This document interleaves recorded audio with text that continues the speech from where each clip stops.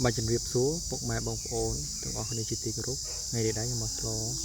ngọt rồi lá chung một trong trong này group chụp buộc rừng xóm đá mê bằng kia chỉ hứa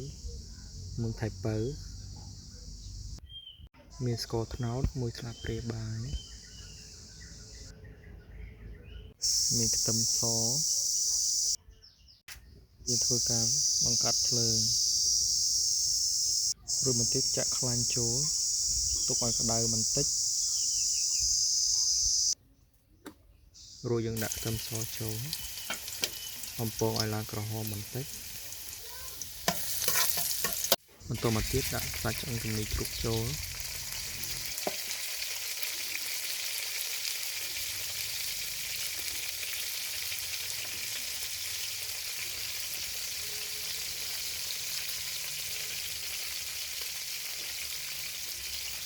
rồi dừng sâu ca cô tao lọp cho môi tâm mình con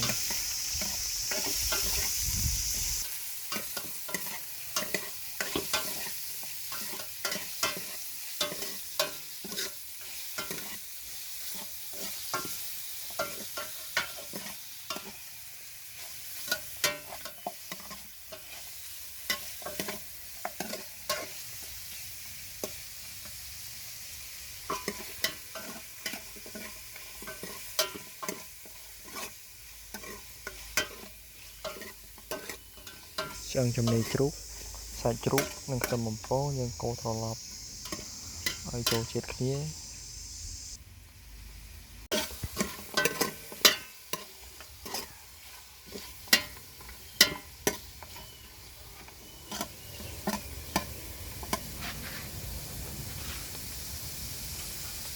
mình to mà tiếp nhưng đã có tháp chỗ đấy đó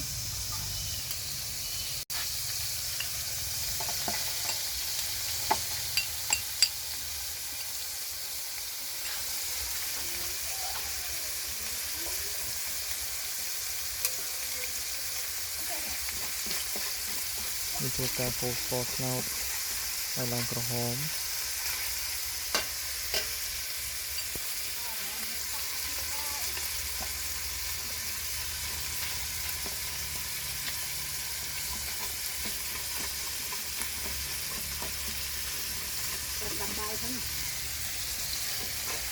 ហើយយើងធ្វើការច្របល់សាច់ជាមួយស្ករដែលយើងបាន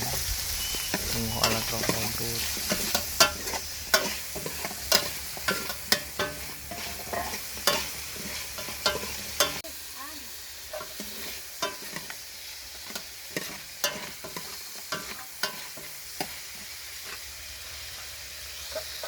យើងដាក់ប៊ីចេងចូលនៅចុងសាប់ព្រាបាយយើងដាក់ម្រេចចូលនៅចុងសាប់ព្រាបាយ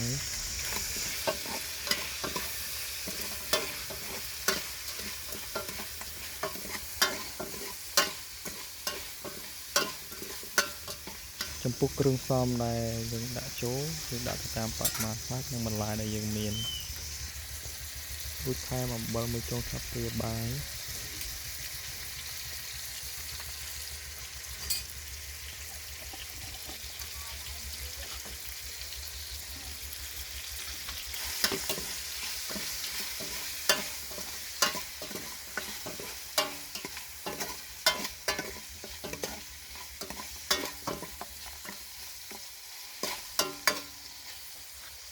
យើងដាក់គ្រឿងចូលមានជីហឺមានបង្គាមានថៃពៅរួចយើងធ្វើការច្របល់ចូលគ្នា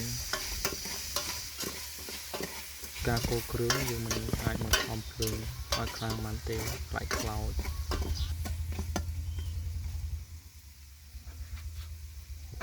រួចគ្របឆ្នាំងរំងាស់ទុកប្រហែល3នាទីយើងដាក់ទឹកត្រីចូលបន្តិចរួចយើងរំងាស់គ្រឿងបន្ថែមទៀតពុះគ្រឿងនឹងដែរយើងអាសាកូរត្រឡប់ចុះឡើងធ្វើម៉េចកុំឲ្យខ្លោច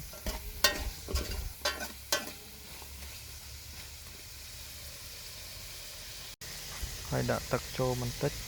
ទៅតាមបរិមាណសាច់និងបន្លែដែលយើងមានរួចរំងាស់ទុកប្រហែល5នាទី ទឹកពុះ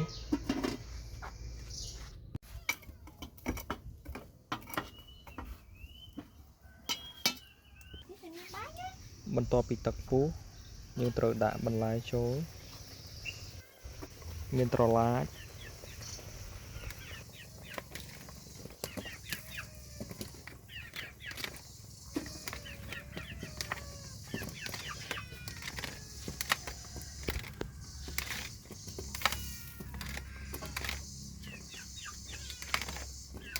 ហើយយើងដាក់មើមការ៉ុតចូល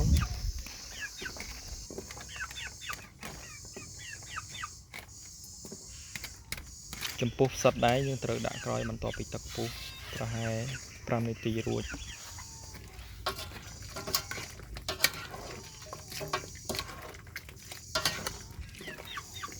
ចំពោះផ្សិតដែរយើងដាក់ក្រោយត្រឡាចនិងមើមការ៉ុតដើម្បីកុំឲ្យរលួយរួចយើងធ្វើការរំងាស់ត្រឡាចនិងមើមការ៉ុតប្រហែល5នាទី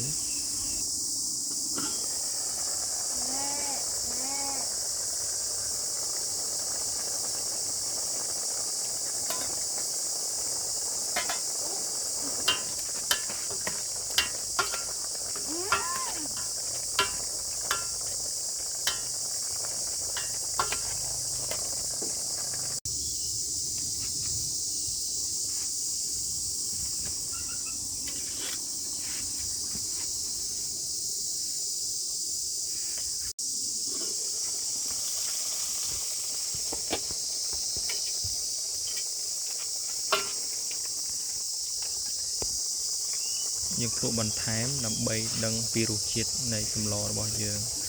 ហើយត្រូវថែមថយគ្រឿងទៅតាមចំណង់ចំណូលចិត្តដែលបងប្អូនមាន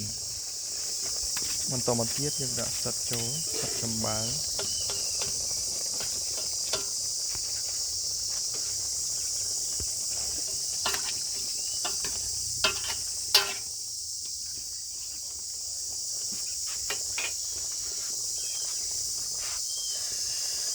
បន្តមកទៀតខ្ញុំថែមទឹកបន្តិច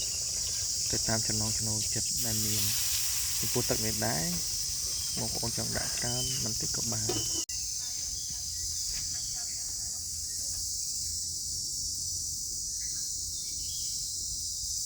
ះដែរជាលទ្ធផលស្ងោរត្រឡាចមើម